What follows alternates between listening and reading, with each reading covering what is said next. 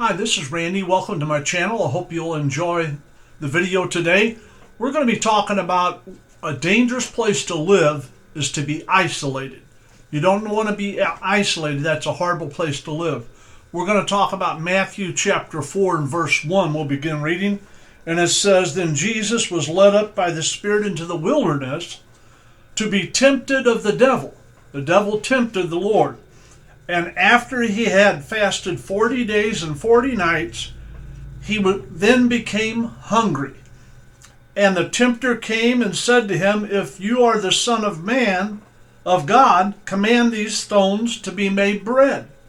But he answered and said, 'It is written, man shall not live by bread alone, but by every word that proceeds out of the mouth of God.'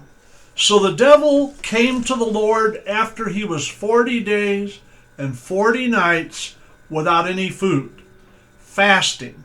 And then he came to him and tempted him." The devil will do everything he can to isolate you and catch you at your weakest moment, and that's a dangerous place to be in.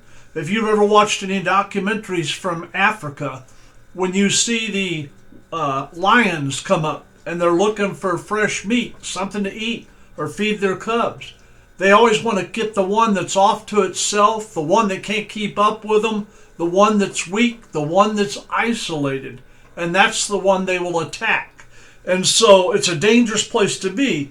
If the devil can isolate you, if he can separate you, he has achieved his first objective: get you out on your own where you have no support, nobody with you, nobody to pray with you, nobody to strengthen you. You're completely isolated, and that way you're more vulnerable and the devil can attack you. Isolation is a dangerous place to be. I've seen this happen many times in my life because my parents were pastors in the 30s and 40s and all the way up until they passed.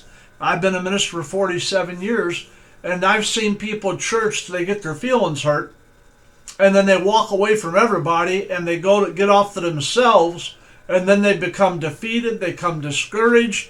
Pretty soon they don't go to church at all. Why? Because they got isolated and pushed away. You don't want to do that. That's a dangerous place to live. We were made for fellowship. Adam and Eve walked in the cool of the day with the Lord, and he was there with them. The people who fell the farthest and the hardest in the Bible were people that were isolated and separated from God. And Christian people should not be pushed away from God, and we should not be isolated. David failed the Lord because he was all alone up on the roof watching Bathsheba take a bath, watching her naked, lusting after her, and he was up there by himself. If he'd had somebody up there with him, he probably wouldn't have looked over at her and just kept staring at her, and it would have stopped there. But he was all alone. He was isolated. Temptation come, and he moved on it. And Samson, he failed God when he was out of town. He got isolated. He got alone with Delilah, and the next thing you know, all of his strength is gone. She knew his weakness. She brought him down. Why? Because that's the way the devil planted things. The devil wants to isolate you and get you away from your strength, get you away from your support group, get you away from your health. I just did a video on having your close personal friends around you, getting a good net of strong people around you. You might want to look at that one. And we kind of tie in with this. You need to be around people who will support you, lift you up, and you don't need to be isolated.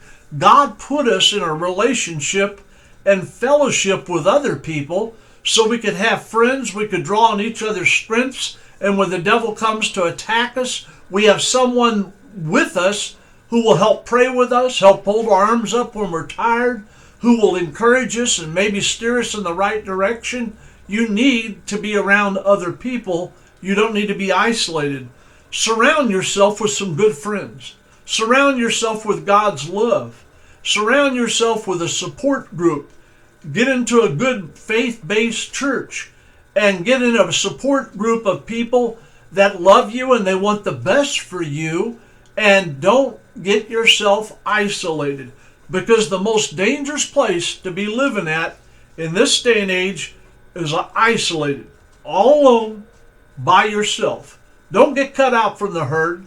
Don't be that wildebeest that's out there by itself and getting attacked by the lions. Be with the group. Be around a strong group of friends. Be around a strong group of Christian people who will lift you up and help you and support you in your time of weakness. You do not want to be isolated. It's a horrible place to live. Before I let you go, I'm going to ask you, would you please subscribe to the channel? I could really use the help, some subscribers.